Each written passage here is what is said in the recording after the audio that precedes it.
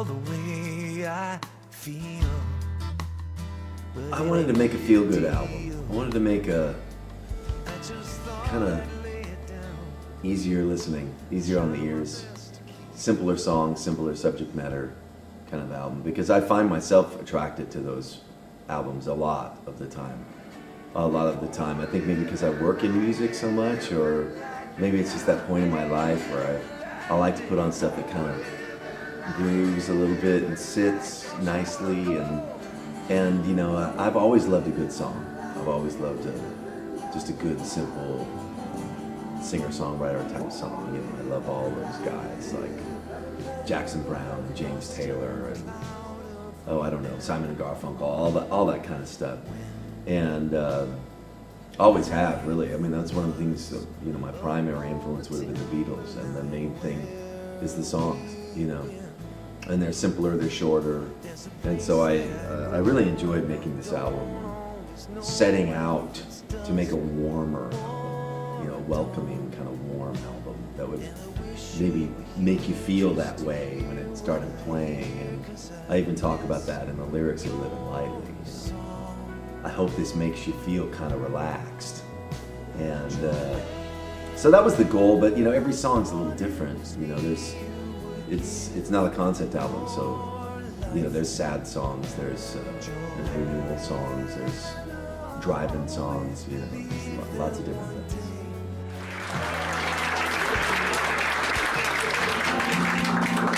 Oh, this is nice. Yeah. Hi, how are you all? Good to see you. I don't think I ever would have done an acoustic tour if it wasn't for the Life and Times album. Because there's a lot of the stuff, it was written like that. You know, I wrote this stuff just me sitting around with a guitar mostly, or me just on the piano. And, it's that kind of music that you structure around that core thing, rather than, of course, the orchestrated progressive rock thing, which is very ensemble oriented. So, yeah, and it's been really good. And so we shine while this moment slips away from us. Shine while the skies are turning gray. Oh yes, we shine like there's nothing they can take from us. This love leaves none behind.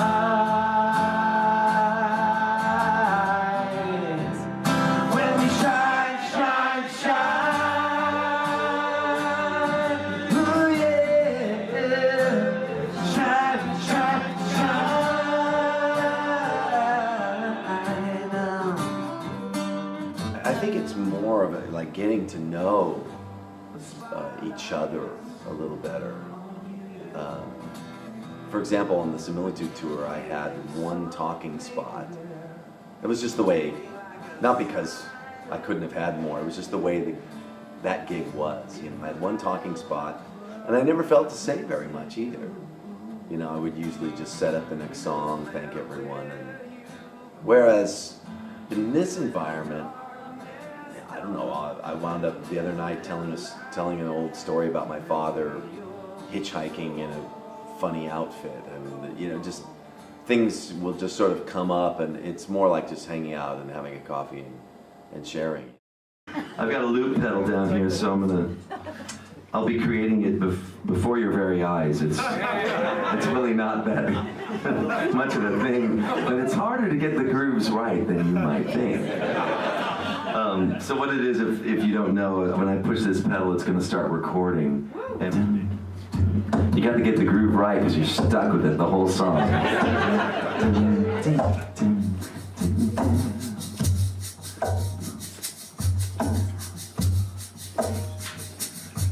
I know what you're thinking. How is he doing this?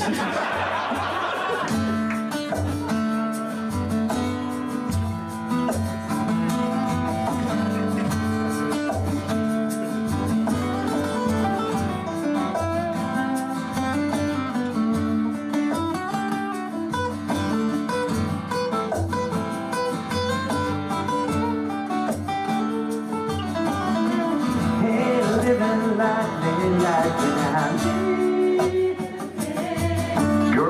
words at a Neal Morse concert. Better soak it up, it may never happen again. All living like they like me now. Gotta make the bass face.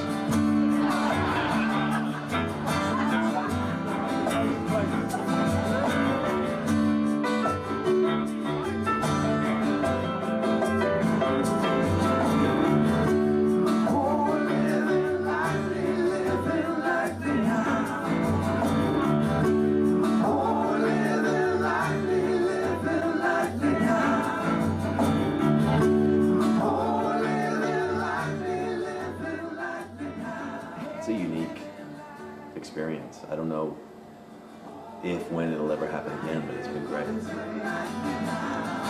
Living like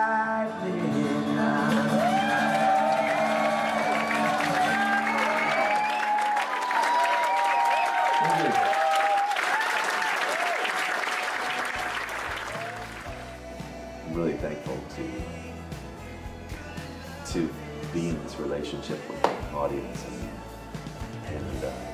you know, what can you say about the possibility of music that somebody you don't know, some young guy, some teenager in Belgium or something out in the countryside is like practically crying, telling you how much your music means to him, how much it's impacted his life. Like, you don't understand.